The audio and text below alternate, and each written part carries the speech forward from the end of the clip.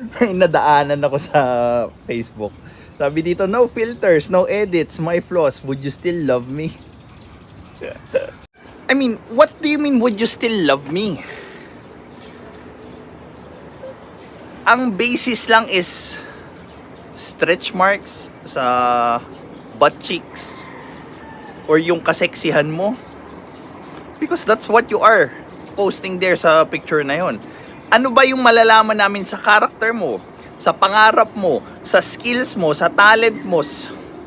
Wala. You are sexy, no doubt about it.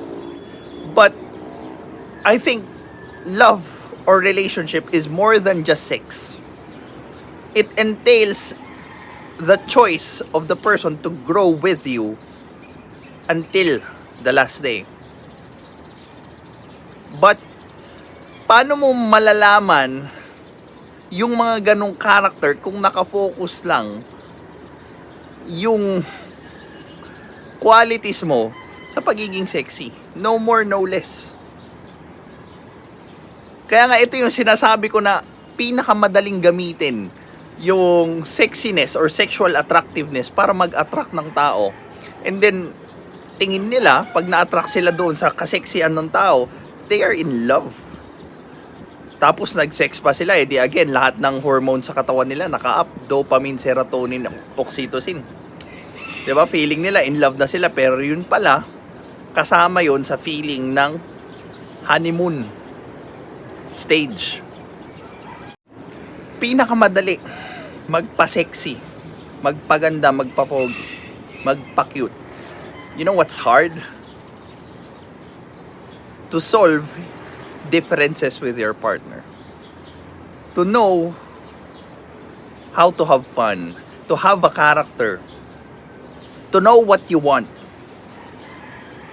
Yung mga bagay na yun, yung hindi nila madalas tinitake in consideration. Kasi nga, para sa kanila, yung kaseksihan lang, yung ifo-focus nila. Kasi, ang attracted sa kaseksihan is the general public.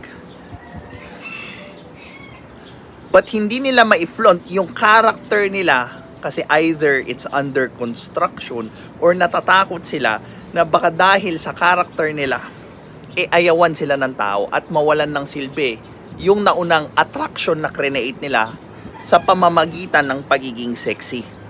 Now, the problem with using sexiness as a way to attract possible long-term partnership, ang dinidisplay mo lang kasi is yung superficial or mababaw na attraction doon sa tao.